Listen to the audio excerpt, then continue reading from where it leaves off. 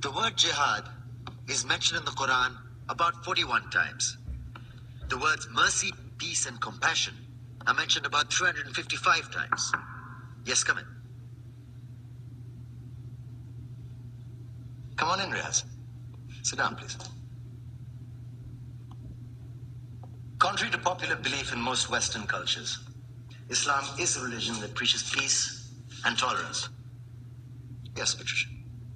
If Islam truly is a religion that preaches peace, then how come the world's most troubled spots, the West Bank, Afghanistan, Pakistan, Iraq, they're all plagued with Islamic terrorism? Well, that depends on your definition of terrorism. Some might argue that the U.S. invasions of countries like Iraq and Afghanistan are also acts of terrorism. No, those were acts of war to get rid of despotic regimes. Or means of getting at a country's oil.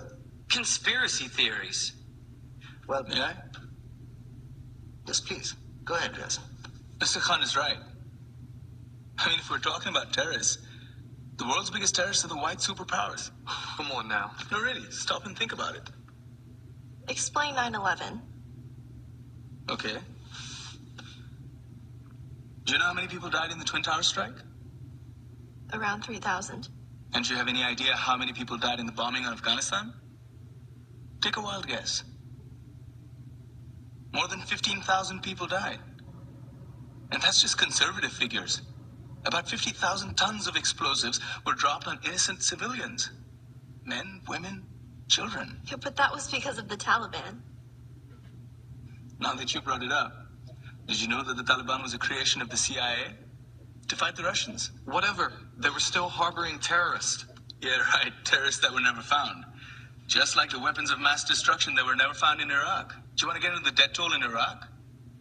500,000 civilians and counting. And what do Britain and America say when they don't find these weapons? It's simple. They just say sorry.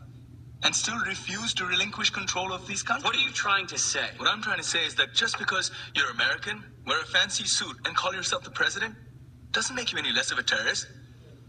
I'm saying that if you don't stop meddling in other people's countries, you will face a backlash. If Muslims like you feel that way, then why don't you get out of our country? We will. As soon as you promise to leave ours.